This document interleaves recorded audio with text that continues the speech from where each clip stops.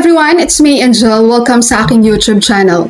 Sabi ni Ma'am G. Alcera, hello po Ma'am Angie, paki-explain po yung SSS card. Kailangan ba ito ng mga pensioner? Salamat po. Sabi ni Ma'am Ruby, hello Ma'am, nakakalito. Kailangan ba uli ma-apply ng may SSS card? Paano yung may mga pension ATM card na? Right, number 1, ano ba itong may SSS card? Ito po ay bagong opisyal na functional ID na ini-issue po ng SSS. Meron itong EMV chip, pinapalitan nito ang lumang ID, UMID ID. No? Number 2, ito bang may SSS card ay magagamit bilang valid ID?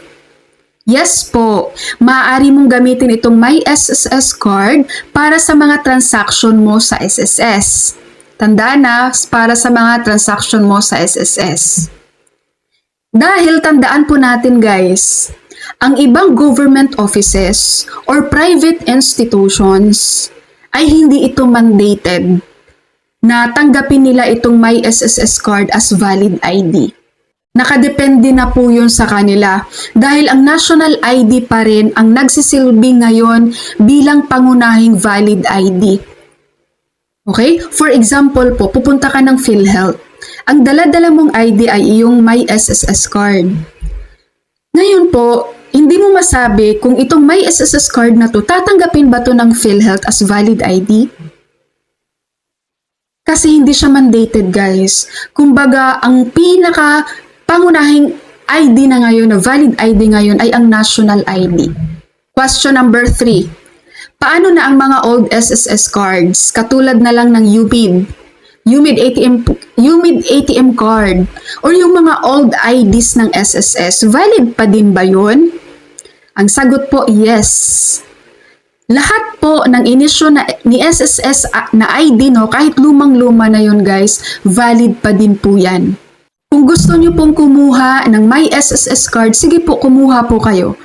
Pero kung okay na po kayo dyan sa old ID nyo na SSS at meron na kayong disbursement account sa SSS at okay naman na guys ang ID, ang disbursement account nyo, especially po sa ating mga seniors na no, wag na po kayong kumuha ng may SSS card. Wala pong maging problema yun.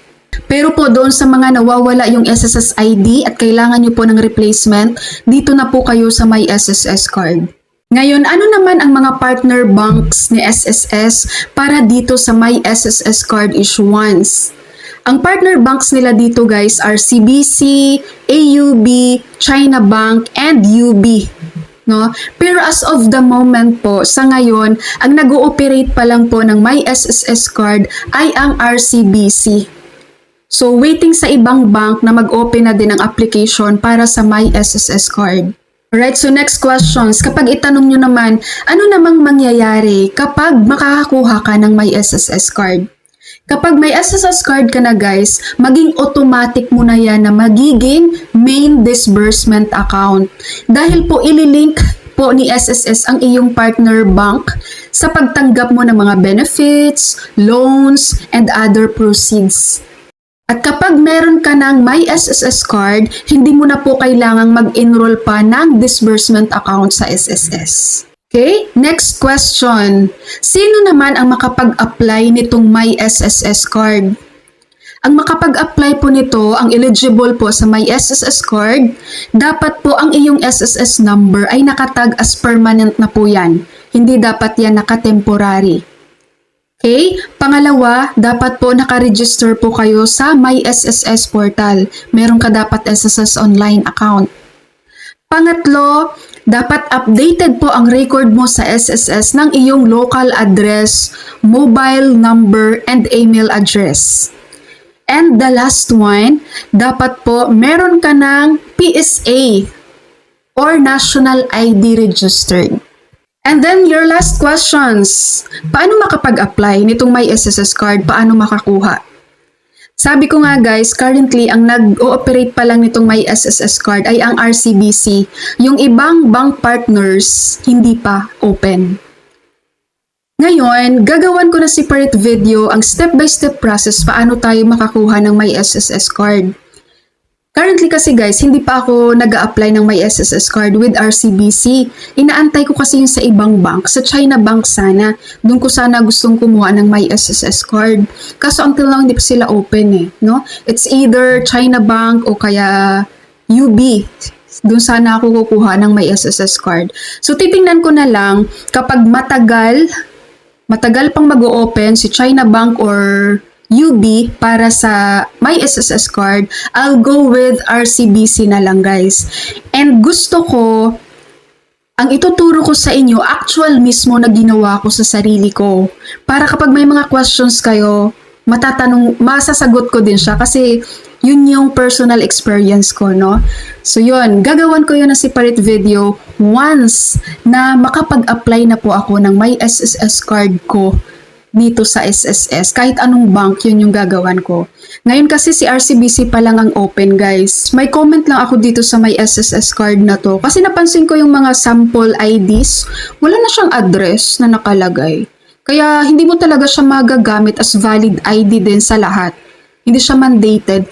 Unlike kasi sa mga old ID natin, no? So meron akong SSS ID. Kunin ko. So for example, itong SSS ID ko na old. So, lumang-luma pa talaga to. Lumang-luma pa yung ID ko na to, guys. Pero, ito lang yung ID ko.